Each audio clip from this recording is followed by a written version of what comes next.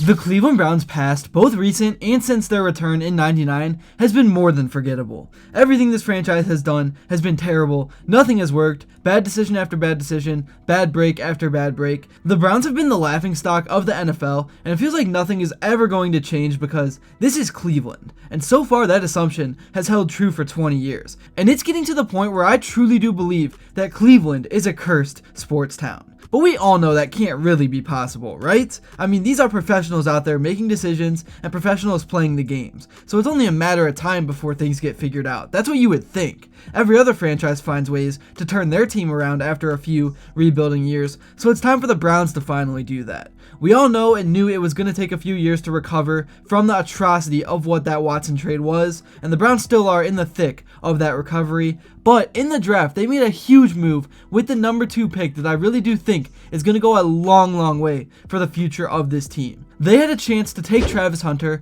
a potential generational type of two-way player from the Colorado Buffaloes, and the Jags felt that he was worth the price of 2 players, so they made a crazy offer that was too good for Andrew Berry and the Browns to pass up. And for as stoked as I was to potentially get Travis Hunter, and I could not imagine the media buzz and hype of the Browns getting both him and Shedeur, I am so glad the Browns made that trade because all they had to do was move back 3 spots down to 5. They were able to get Mason Graham, who is still probably the same caliber of a player, he just plays a different position on the defensive line, and he's not a two-way guy, but Nick Saban, after he got picked, described coaching against him as literal hell, and pairing him next to Myles Garrett is super exciting, but the main reason why this was such a good move was because the Browns got Graham, but also got the Jags' first-round pick next year, and it's not like Hunter is going to fix all of their problems. They have a long way to go as well, so now the Browns could potentially have 2 top 10 picks in next year's draft, and this puts the Browns in pretty much a nothing to lose type of situation for 2025 because they took Shedeur Sanders in the 5th round and Dillon Gabriel in the 3rd, and they can roll those guys out there to see if either of them can get something going, and if they can, and the front office feels confident that they have a franchise quarterback going forward,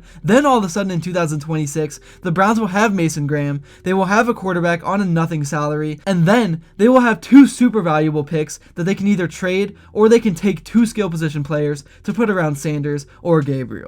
I think Andrew Berry almost skipped an entire year of this rebuild by making this trade, or he at the very least eased up some of the damage from the Watson trade. I mean, having 2 first-round picks is how a lot of franchises turn things around. Look at the Houston Texans and what they did. And mathematically, it has to be the Browns' turn, right? Through my 20 years of living, I've learned that math, stats, and probabilities does not work in Cleveland sports. 3 professional teams that each statistically should have a 3% chance to win a championship every single year have won 1 total championship in about 80 years or something like that. Something that should be an impossibility if these really are professional teams with pro front offices and pro players. But I'm telling you, man, there is just something about Cleveland. It is a city full of diehard fans that never win anything in any sport. I mean, it's crazy the LeBron championship was now almost a decade ago. Time really does fly.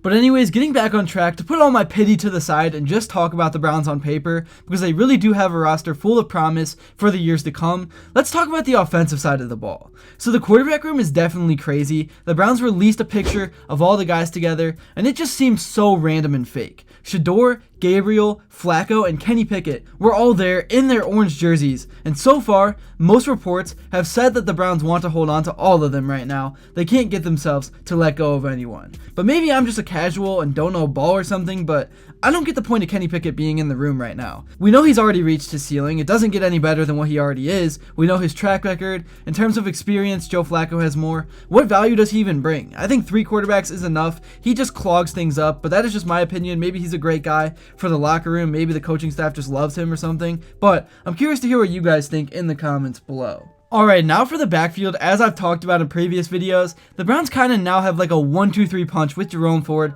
Quinshon Judkins, and Dylan Sampson.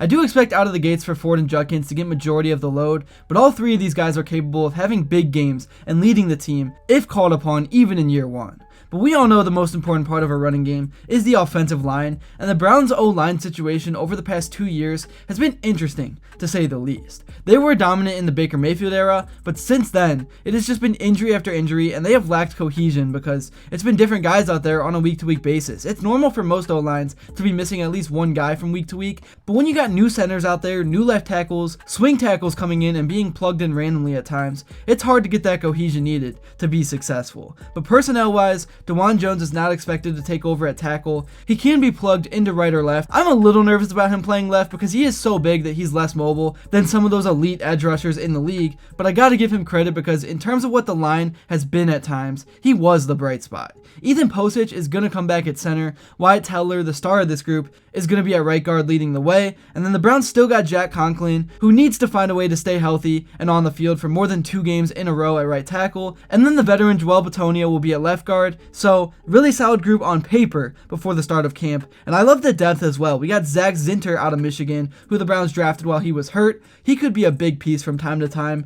and there are a few other young guys that could be plugged in as well. Now for the receiving room, it's an interesting one, now led by Jerry Jeudy, who broke out in the second half of last season and had a huge revenge game against his former team in Denver against the Broncos. This will be the year that Cedric Tillman will be asked to step up and take on a larger role. He has the frame and the ability to go make one-on-one contested catches. He just has to actually go do it. And then the Browns also just recently signed Deontay Johnson, who right now on the ESPN depth chart is slid into the number 3 spot. But I personally am more in on David Bell or Thrash for that role as of right now, because Johnson can definitely be a head case at times and he can get drop happy, but when he's on, he's on. But the big thing that makes me not panic so much about the Browns wide receiving room is what they got at tight end. David Njoku is so underrated. He's a top 5 tight end in the league. I definitely think he could get to top 10 or even 2 if he could just sniff some consistency at quarterback. And then the Browns also took Harold Fannin out of Bowling Green, a tight end that put up unreal video game-like numbers. He just got disrespected because of where he played at, but he showed up big in his biggest games against Penn State, and I think the other one was Oklahoma, but correct me if I'm wrong. So all in all, on paper, I think the Browns have everything they need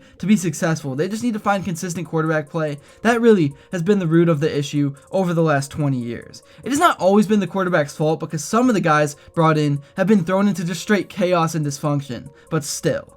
Alright, now let's switch things over to the defense, a unit that I expect to have a big bounce back season under Jim Schwartz. Last year was hard to judge because Deshaun Watson just ruined everything. He could not get a first down to save his life. He would average only like 2 or 3 a game, and he would set the defense up in awful spots, and there would be times where the opponent would be on offense 3 times more than the Browns in terms of game time. So I blame last year on Watson and injuries, but this year, the Browns now have Mason Graham. They have a very exciting defensive line. They drafted Carson Schlesinger out of UCLA at linebacker to fill the role of JOK while he recovers from his devastating injury. He picked off Dylan Gabriel in rookie minicamp already, and then you still got guys in the secondary like Denzel Ward, Newsome. They finally got rid of Juan Thornhill. The Browns have what it takes. They just have to put it all together, which again is something that Cleveland teams don't do. But if the curse really is not real like some of you say, eventually in terms of probabilities, the Browns have to have a successful season, right? But yeah, as I said, even if things go downhill in 2025, that is completely okay because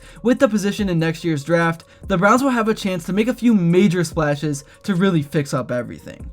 But that's really all I have to say for this video. After that number 2 pick trade by Andrew Berry, I'm a big fan of the new direction of this rebuild. I really hope we get to see Shedeur Sanders out on the field behind center in 2025. Drop your record predictions below because I'm very curious to hear how you guys are feeling. And also, if you enjoyed this video and made it to this point, please be sure to drop a like and subscribe because your support truly does mean the world. And also be sure to hit that post notification bell so you never miss another upload because I'm going to be covering the Browns every single week throughout the next few months as much as I can. Be sure to stay tuned for all the new content coming out, and until next time, I will see you all later.